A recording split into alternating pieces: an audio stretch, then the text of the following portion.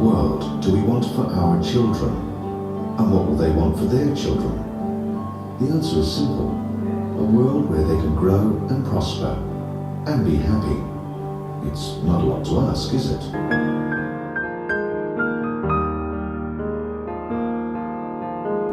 To demonstrate the facilities of the centre, we travel north to Rockhampton, then 200 kilometres west to Blackwater, the coal capital of Queensland. The Blackwater International Coal Centre opened in 2008 as a $10 million tourist attraction featuring coal. It is divided into sections on the past, present and future of coal.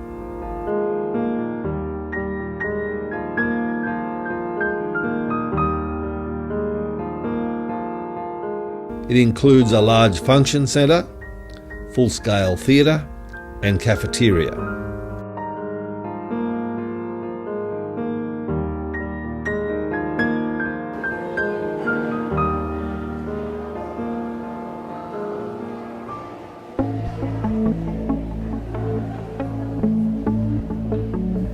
Like Blackwater, the Coal River Centre commences with the early history of coal.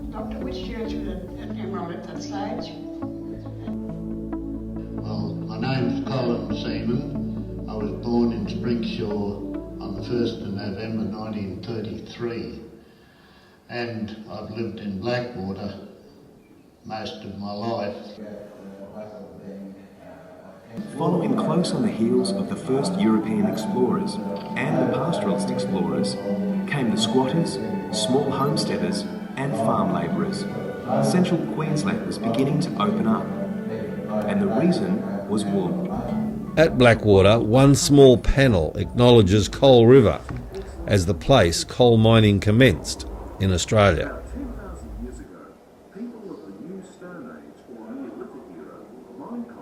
In 1776, James Watt demonstrates his steam-driven piston engine, which increases the energy output of a lump of coal fourfold. In 1801, Australia's first coal mining settlement is established at the mouth of the Hunter River, New South Wales. In 2006, China is the world's largest producer of coal, with an output of 2,482 million tonnes. Over 2.5 times the output of the United States and almost 6.5 times that of Australia. Today, coal-fired power stations produce almost 40% of the world's electricity. Techniques used in coal mining today are detailed in the next section. This extensive exhibit of large and small objects and multimedia displays explains the process of open cut and underground coal mining. In preparation for longwall mining, development roadways called headings are driven into the panel of coal by continuous mining equipment and joined to form the starting longwall face. Simulators are provided to give hands-on interactive experiences of the machines in each stage of the process.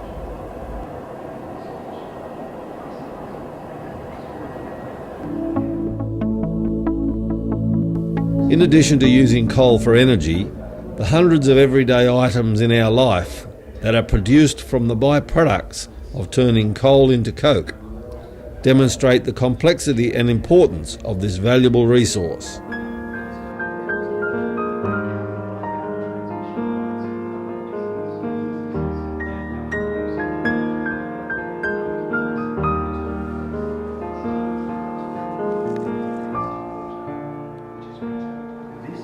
Shaft is connected to an electrical generator consisting of coils of metal wire tipped to high voltages up to 400,000 volts and carried by power transmission lines.